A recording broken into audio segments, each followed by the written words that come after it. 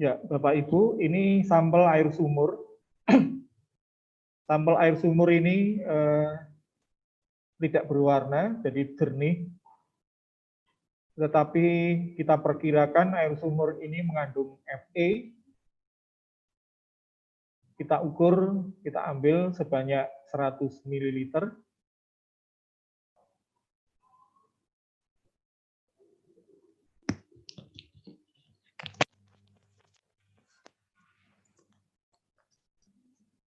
Lalu kita pindahkan Erlenmeyer karena akan kita oksidasi.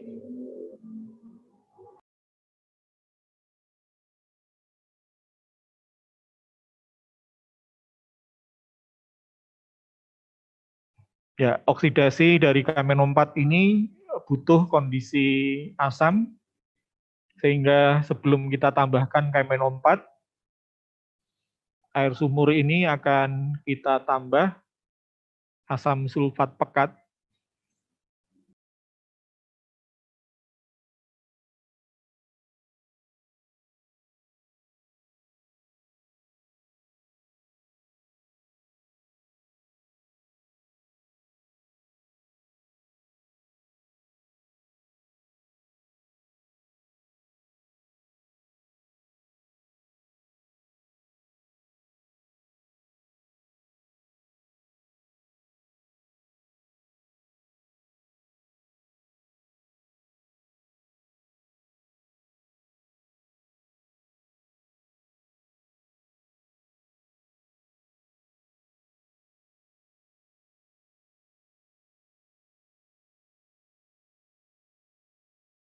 Ya, setelah air sumur ini kondisinya asam, kita akan mulai oksidasi dengan cara menambahkan K-4.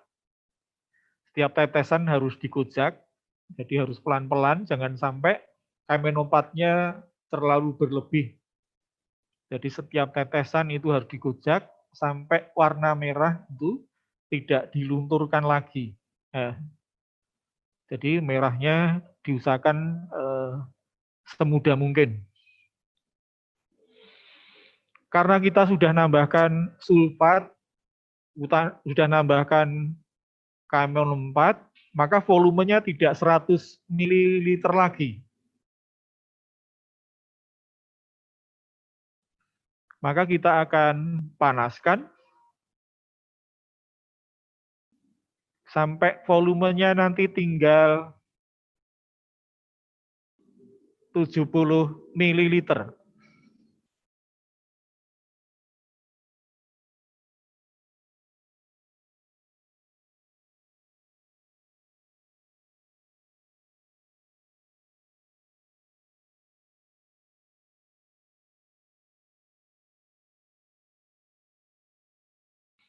Ya, setelah tinggal 70 ml dan kita sudah dinginkan, larutan kita masukkan lagi ke dalam labu takar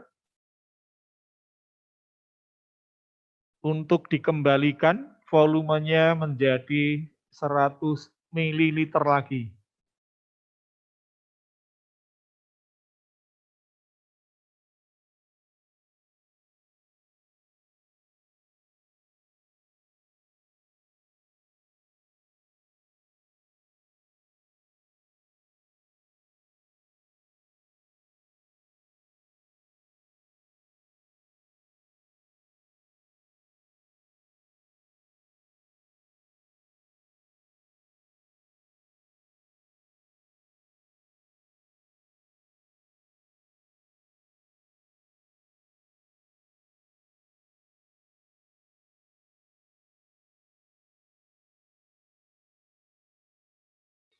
Ya, sekarang kita akan buat larutan deretnya. Kita siapkan 6 labu takar 50 ml, di mana 5 labu untuk larutan deret, 1 labu nanti untuk blanko. Ya, tahap pertama ini ke dalam 5 labu, Berturut-turut kita tambahkan 10 ml sampel air sumur yang sudah kita oksidasi.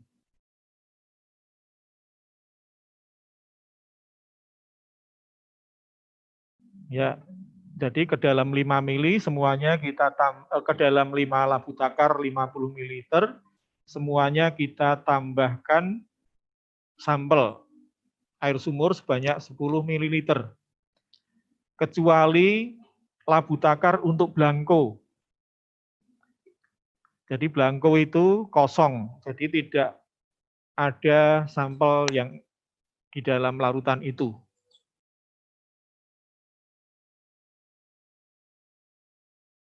Ya, kita kerjakan sampai labu yang kelima.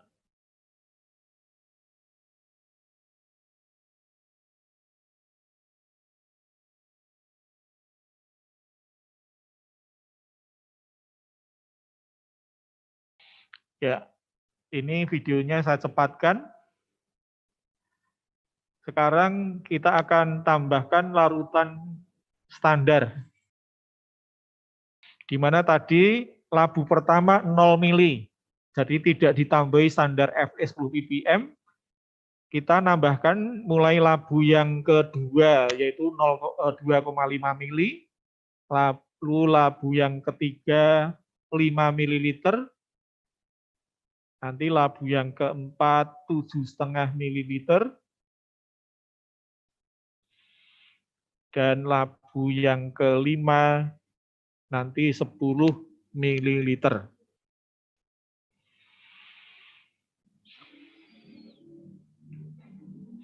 Untuk labu belangko tidak ditambah Fe standar.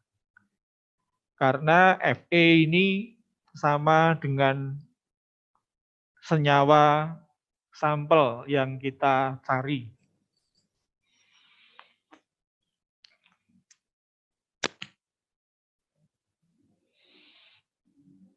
Ya, jadi yang kedua ke dalam 5 labu itu sudah ditambah larutan standar Fe. Sekarang langkah ketiga ke dalam 6 labu. Ke dalam 6 labu akan kita tambahkan asam sulfat.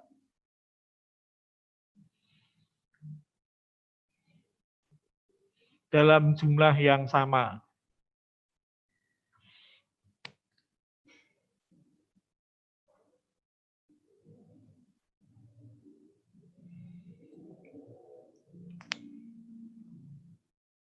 Kita tambahkan 3 ml asam sulfat ke dalam 6 labu.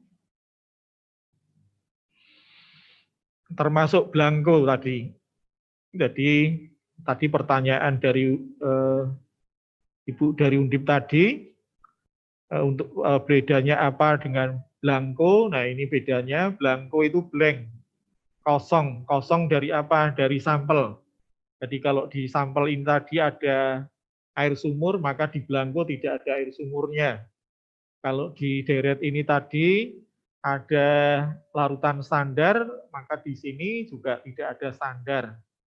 Tapi ketika asam sulfat ditambahkan ke dalam deret ini, belangko juga harus ditambahkan. Jadi bedanya hanya tidak mengandung sampel, karena sampelnya Fe, jadi senyawa Fe tidak boleh dimasukkan ke dalam belangko ini. Padahal Fe itu berasal dari air sumur dan larutan standar. Nah, untuk KCNS, untuk asam sulfat, perlakuan belangko itu sama seperti deret. Ya, setelah asam sulfat, maka yang terakhir adalah larutan KCNS 10%.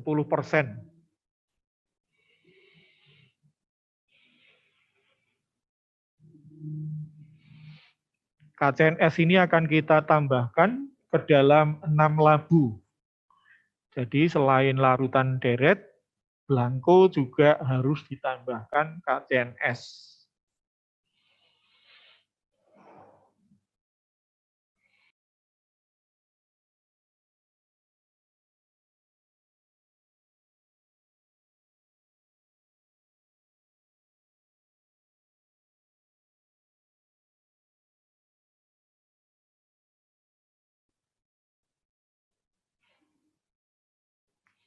Ya, Bapak Ibu perhatikan, ketika KCNS kita tambahkan dalam sampel yang mengandung Fe, maka akan menghasilkan kompleks yang berwarna merah.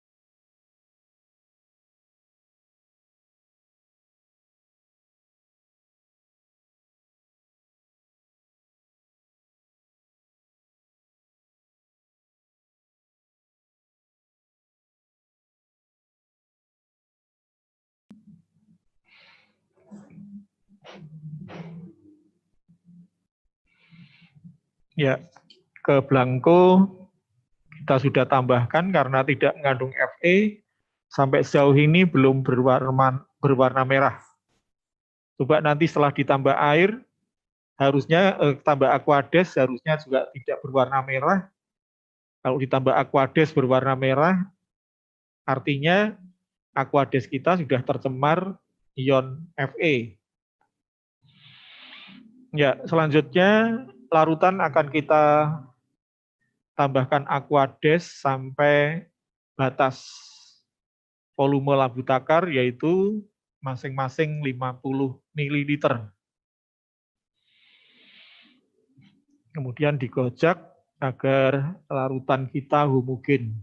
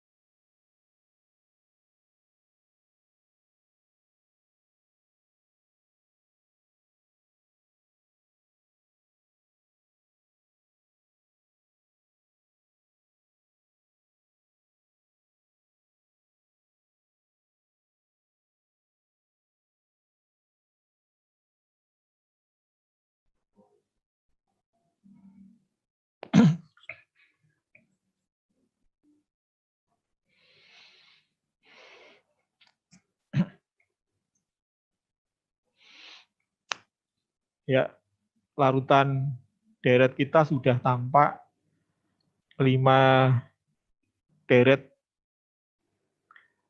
standar dan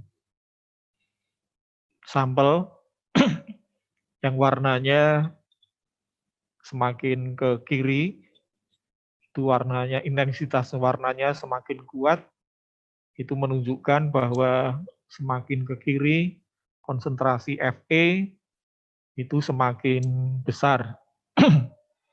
Dan blanko, walaupun kita tambahkan KCNS dan asam sulfat, warnanya tetap jernih. Jadi ini sekaligus untuk ngecek jangan-jangan Aquades yang kita pakai itu tercemar sudah tercemar dengan Fe. Jadi kalau itu terjadi ya kalau kita tidak sadari maka hasil kita analisa pasti menyimpang. Selanjutnya larutan kita pindahkan ke labu takar. Ini hanya untuk mempermudah proses memasukkan ke kuvet.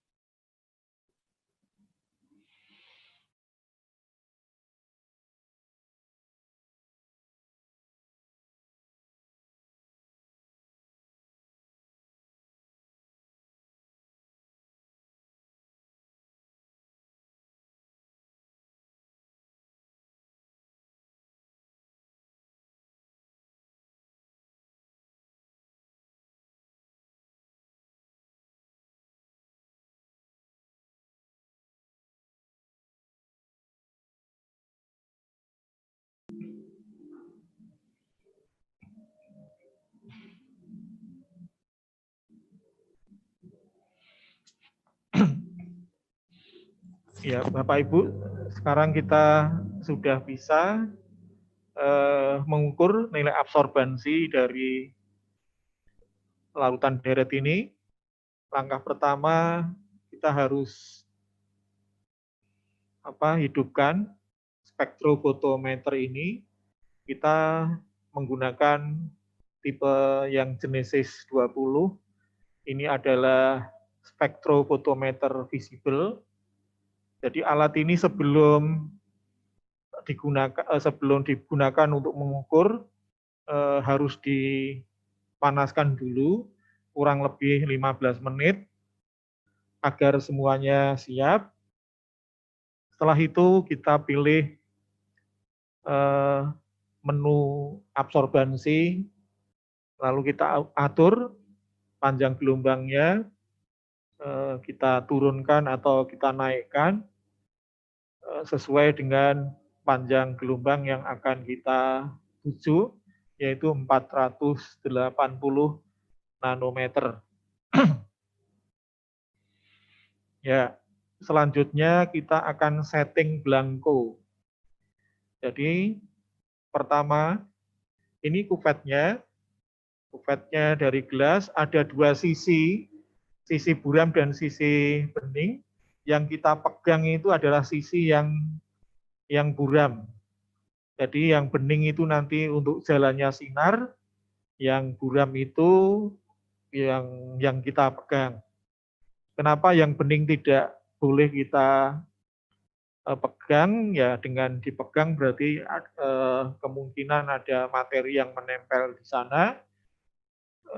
Kalau ada materi yang menempel di dinding kuvet itu maka akan menghalangi jalannya sinar sehingga pengukuran nilai absorbansi juga tidak akan akurat. Sebelum kita masukkan, maka harus kita pastikan bahwa sisi dari kuvet itu betul-betul kering dan kita tinggal masukkan.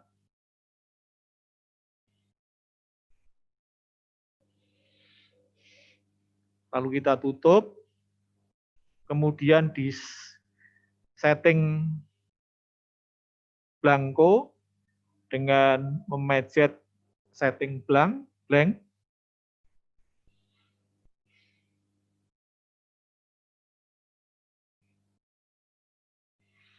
Karena belangko harusnya harus memberikan angka pengukuran 0. Nah, ini sudah 0, maka selanjutnya alat akan kita gunakan untuk mengukur nilai absorbansi dari deret yang paling rendah sampai deret yang paling tinggi. Nah, ini proses mensucinya hanya dengan membilas gitu. Ini sebelumnya dibilas dengan aquades, tapi seandainya Bapak Ibu asal prosesnya urut dari konsentrasi paling rendah, sebenarnya proses mensucinya langsung saja dibilas 3 kali begini. Jadi tidak perlu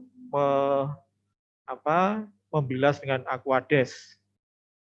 Harus dibilas dengan aquades itu kalau konsentrasinya tidak urut, misalnya pengukurannya dari besar ke kecil. Tapi kalau dari kecil ke besar, harusnya tidak usah dengan aquades itu bisa.